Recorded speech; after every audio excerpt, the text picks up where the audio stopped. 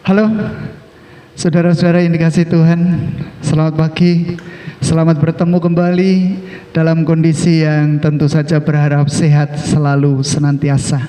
Tuhan memberkati kita di dalam pertemuan persekutuan doa pagi keluarga. Tentu stay at home. Kita akan bersama-sama memulai acara kita pada pagi hari ini.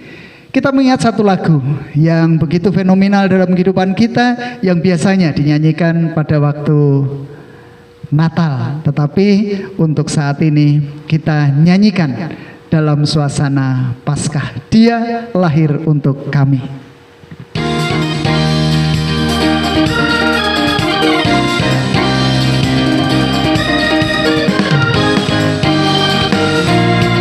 Dia lahir untuk kami, dia mati untuk kami, dia bangkit bagi kami semua. Dia itu Tuhan kami, dia itu Allah kami, dia Raja di atas segala raja. Dia itu firman Allah yang turun ke bumi, yang jadi sama dengan manusia. Dia Yesus sobat kami, dia Yesus Tuhan kami, Sang penebus juru selamat dunia.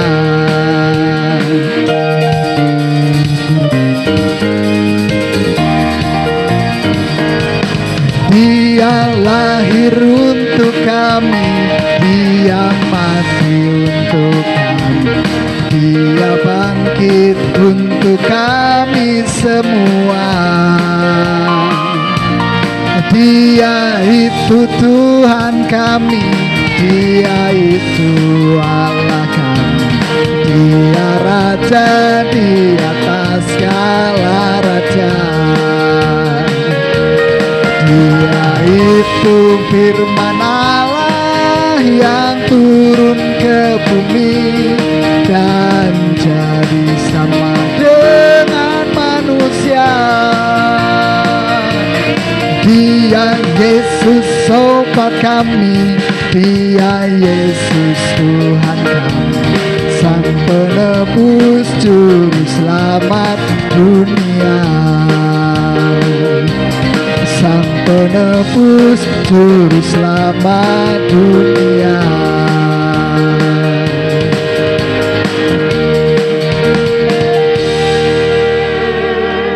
Bersama kita akan datang pada Tuhan di dalam doa. Kita berdoa. Bapa di dalam surga, di dalam kelemahan kami, di dalam keterbatasan kami, di dalam keringkihan kami hadir pada saat ini ya Tuhan. Memohon berkat akan kasih setia Tuhan yang menyertai mendampingi kehidupan kami. Pagi hari ini saat kami boleh bersama-sama berhimpun bersama dengan keluarga, kami boleh bersama-sama memohon berkat bagi kami, bagi saudara-saudara kami, bagi gereja kami, bagi kehidupan bangsa dan negara kami. Oleh karenanya kami percaya Allah hadir, Allah sendiri yang mengurapi, menguasai kami dengan Roh Kudus-Mu. Kami juga tempat di mana kami berbakti. Tuhan Bapa di dalam surga, kami juga hendak bersama belajar memahami akan karya-Mu melalui firman. Biarlah Engkau sendiri yang berkata-kata melalui hamba-Mu yang penuh dengan kekurangan.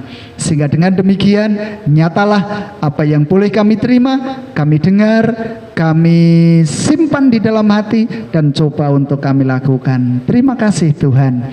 Hanya di dalam nama Tuhan kami Yesus Kristus kami berdoa. Amin. Ibu bapak dan saudara yang dikasihi Tuhan, kita akan bersama-sama belajar dari Roma 6. Roma 6 ayatnya yang keempat sampai ke-6. Roma 6 ayat yang keempat sampai ke-6, demikian firman Tuhan.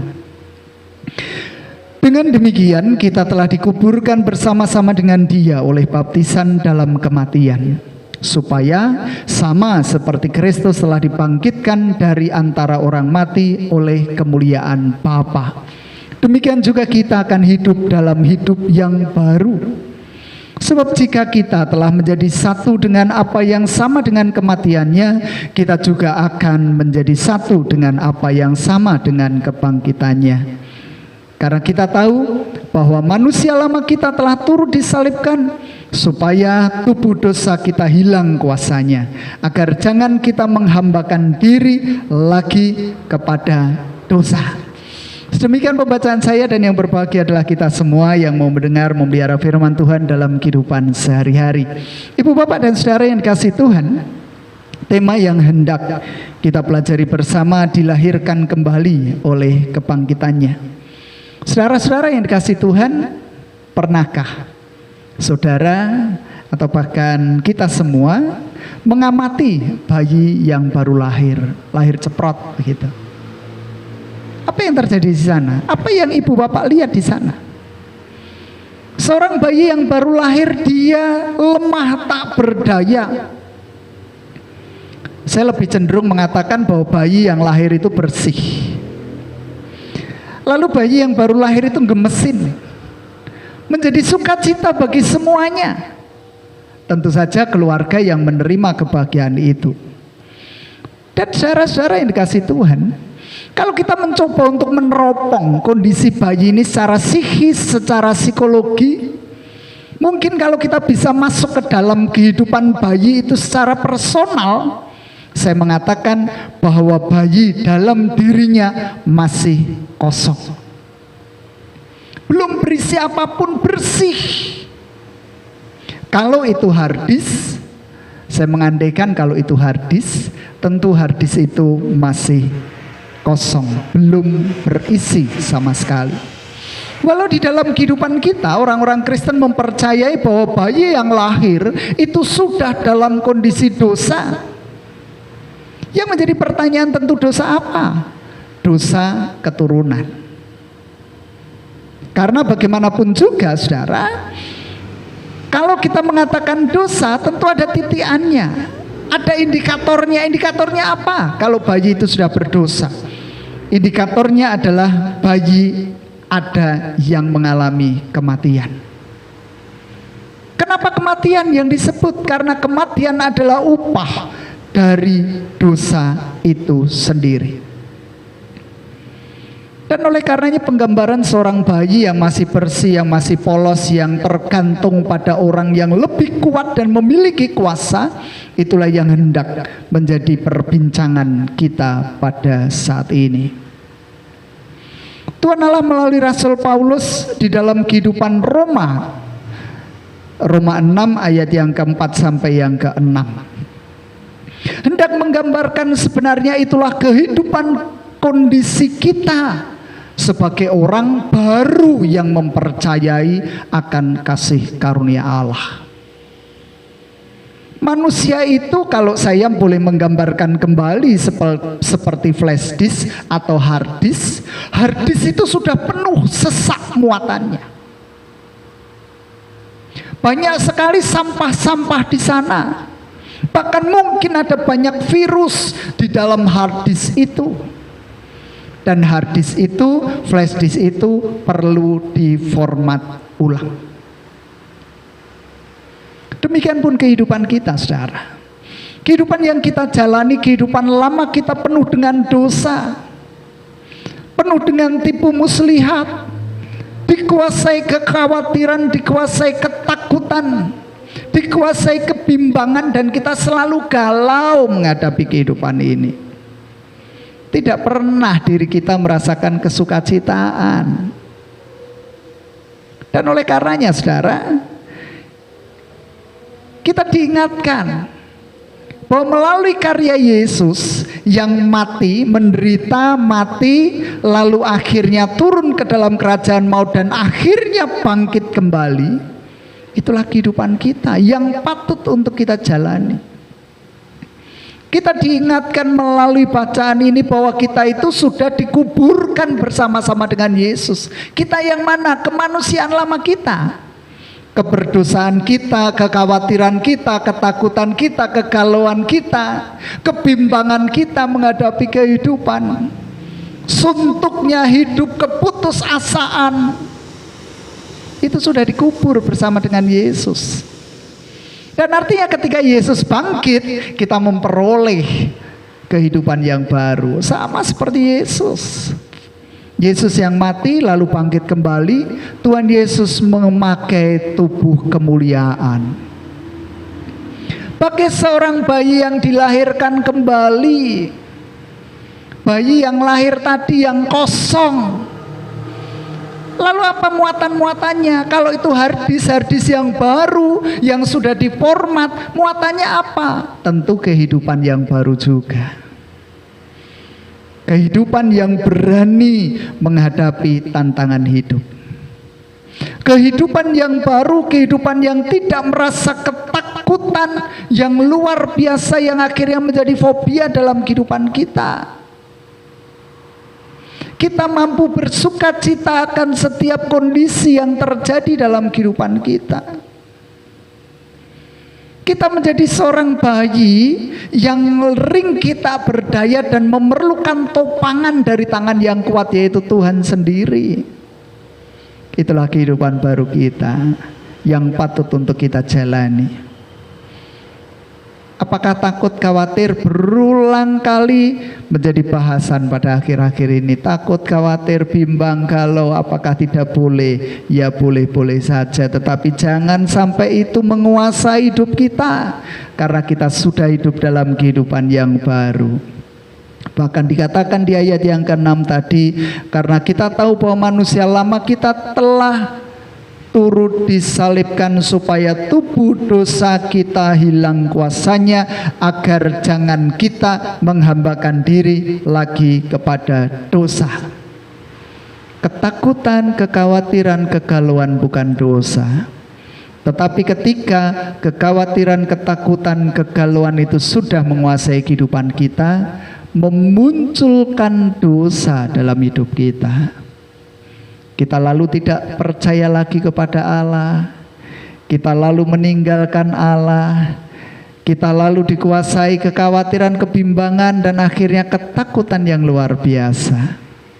Saudara-saudara, mari di tengah-tengah situasi kondisi yang seperti ini, kita perlu bersehati. Terus kita berbuat baik. Memperhatikan orang lain, memperhatikan diri sendiri, memperhatikan orang-orang di lingkungan yang kita kasihi. Kita sudah dilahirkan baru oleh Tuhan. Jalani kehidupan baru itu dengan baik. Kalau orang mengatakan tidak perlu yang macam-macam, karena kita bukan pencuri. Kalau pencuri jangan mencuri lagi, itu sudah hidup yang baru. Yang biasanya ngerasani sekarang tidak ngerasani, itu hidup yang baru. Yang biasanya mencemooh sekarang tidak mencemooh, itu kehidupan yang baru. Tetapi mari dalam situasi kondisi yang seperti ini, ketika kita tidak takut lagi menghadapi semuanya, ketika kita bisa bersukacita akan apa yang terjadi, itulah kehidupan yang baru yang patut kita hidupi terus sepanjang hidup ini sampai kehadiran Tuhan yang kedua kali. Ayo saudara, bersama-sama kita berjuang, karena ada Allah yang menopang hidup kita di dalam diri Yesus Kristus yang sudah bangkit. Kita bangkit bersama. Tuhan memberkati. Amin. Kita akan datang pada Tuhan di dalam doa. Kita berdoa. Bapa di dalam surga, mengucap syukur atas setiap kesempatan dan waktu yang masih Engkau percayakan di dalam kehidupan kami. Mengucap syukur atas apa yang terjadi pada saat ini. Mengucap syukur atas pengalaman-pengalaman hidup bersama dengan Engkau. Oleh karenanya jangan pernah tinggalkan kami sendirian. Lawatlah hidup kami, jagai kami, topang kami. Dan kami hendak menyerahkan seluruh keberadaan kehidupan kami ke dalam genggaman tangan kuasa Tuhan. Berdoa bagi mereka yang letih, lesu, dan berbeban berat. Berdoa bagi mereka yang mengalami sakit penyakit. Berdoa bagi mereka yang mengalami keputusasaan menghadapi hidup. Berdoa bagi mereka yang dikuasai kekhawatiran, ketakutan, kegalauan menghadapi zaman ini. Kami percaya Tuhan akan mengangkat semuanya itu dan menggantikan dengan kesempurnaan hidup yang berasal dari Tuhan. Kami percaya Engkau tidak pernah meninggalkan kami sendirian. Kami percaya Engkau selalu ada untuk kami. Dan oleh karenanya Tuhan, kami hendak serahkan pergumulan kami, persoalan kami, permasalahan kami ke dalam tangan kuasa Tuhan. Berdoa secara khusus untuk orang-orang yang terlibat di dalam menangani COVID-19. Siapapun mereka, baik itu tenaga medis maupun orang-orang yang terlibat di seputaran hidup mereka, orang-orang yang terdampak, orang-orang yang terkena imbasnya, Tuhan juga akan turut serta campur tangan di dalamnya. Gereja-gereja yang peduli, gereja-gereja yang sehati, sepikir untuk boleh memampukan kami berjalan bersama dengan Tuhan mengatasi persoalan ini. Berdoa untuk kehidupan bangsa dan negara kami di dalam menyelesaikan setiap kasus. Tuhan akan sertai, Tuhan akan iringi, dan Tuhan campur tangan di dalamnya. Di tengah perhimpunan kami mohon berkat-Mu untuk kehidupan kami secara pribadi. Tuhan akan mendengar seru doa kami.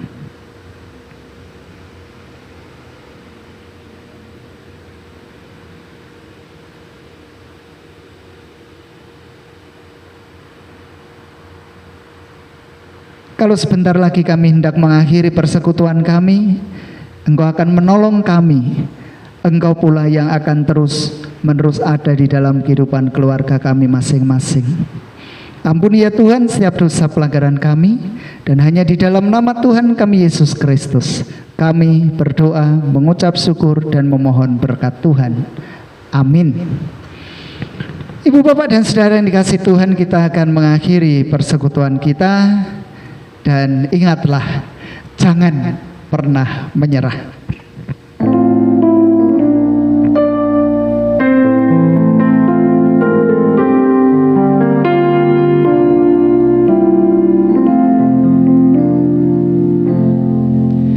Tuhan tak pernah janji langit selalu biru, tetapi Dia berjanji selalu menyertai. Tuhan tak pernah janji jalan selalu rata, tetapi Dia berjanji berikan kekuatan. Jangan pernah menyerah, jangan berputus asa. Mujizat Tuhan ada saat hati menyembah. Jangan pernah menyerah, jangan berputus asa. Mujizat Tuhan ada bagi yang setia dan percaya.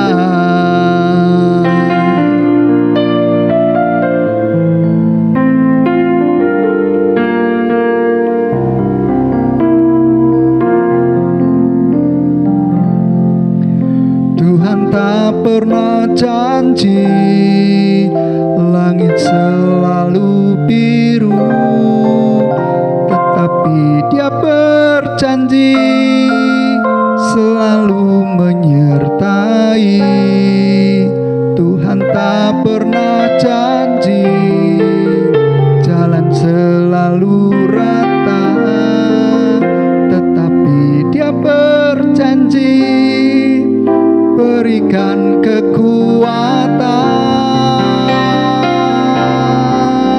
Jangan pernah menyerah, jangan berputus asa. Mujizat Tuhan ada saat hati menyembah. Jangan pernah menyerah, jangan berputus asa. Mujizat Tuhan ada bagi yang setia dan percaya. Jangan pernah menyerah. Tuhan memberkati kita. di sepanjang kehidupan kita bersama. Amin.